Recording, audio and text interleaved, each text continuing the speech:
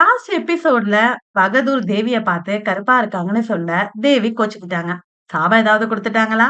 வாங்க கேக்கலாம். எபிசோட் 14. இப்படி கோவிச்சுக்க கூடாது என்று திவான் பகதூரும் கந்தசாமி பிள்ளையும் எழுந்தார்கள். இவர்கள் புது புது பாணியிலே நாட்டியம் ஆடுவார்கள். அந்த மாதிரி இந்த பக்கத்திலே பார்த்திருக்கவே முடியாது.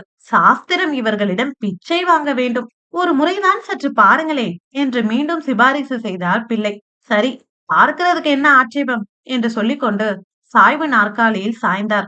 சரி, நடக்கட்டும் என்று சொல்லிக்கொண்டு இமைகளை மூடினார் பகதூர். எங்கே இடம் விசாலமாக இருக்கும் என்று தேவி எழுந்து நின்று சுற்றுமுற்றும் பார்த்தார். அந்த நடு ஹாலுக்குள்ளே போவோம் என்றார் கடவுள். சரி என்று உள்ளே போய் கதவை சாத்தி கொண்டார்கள்.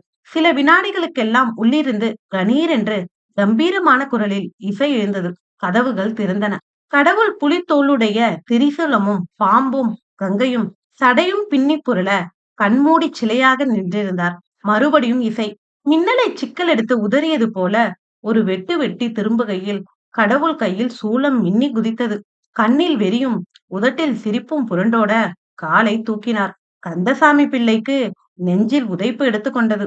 கடவுள் கொடுத்த வாக்கை மறந்து விட்டாரே என்று நினைத்து பதறி எழுந்தார். ஓய் கூத்தனாரே, உம்ம கூத்த கொஞ்சம் நிறுத்தும். ச்சே, வெறும் தெருக்கூத்தா இருக்கே.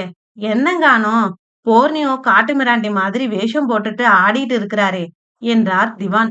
ஆடிய பாதத்தை அப்படியே நிறுத்தி சூலத்தை சாய்த்தபடி பார்த்து கொண்டிருந்தார் கடவுள்.